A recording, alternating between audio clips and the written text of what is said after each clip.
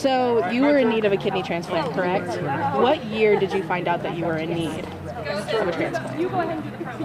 I was transplanted in 2019, so that would be 4 years before that. Okay. 2050. So you were on the waiting list for 4 years. I was inactive, and I thank very much for the doctor who did that for me. He told me to get on the inactive list. Now, what does that mean? That means that you can get put on the list. It still counts as time. Okay, but it's not. It doesn't stop anybody that's on the active list from receiving a kidney. Okay. So Dr. Tanios suggested that I get on the inactive list. So I went there and did all the pre-testing just for that. And I decided 3 years later to get put on the active list. So then I had to go through a bunch of things again, physical and mental, and all these different tests, heart, all that. Oh, wow. Okay, and once you pass that, then you're put on the active list. Okay. So I was on PD dialysis for 6 months before I received my kidney. So all of that time was either active, inactive. So that's how I got to that point. So during these 4 years that you were waiting, like, what were some of the physical, I guess, repercussions that you were facing? At first, they were real unnoticeable.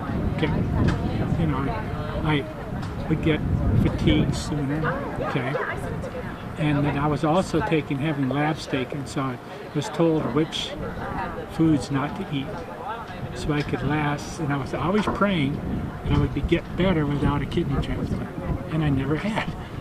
So I ended up, I think 100 is probably perfect kidney function, but I was down to 7.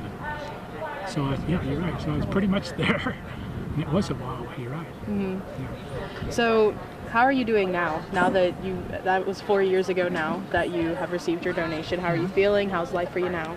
Well, my whole attitude has changed, because when I mentioned this is the day the Lord has made, and it is my day, so I just enjoy the day and try to be helpful to people. And just like I mentioned, so I volunteer here 3 days a week.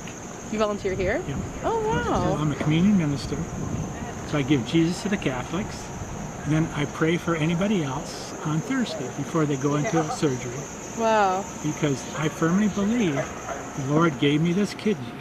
Now I want to be His good and faithful servant.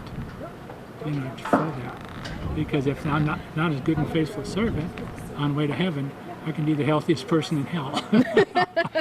And that's what I firmly believe. So I don't want to do that. That was bad. You made me laugh. So you received this donation, and now you are kind of sharing your wealth by volunteering at the same hospital that kind of helped you out.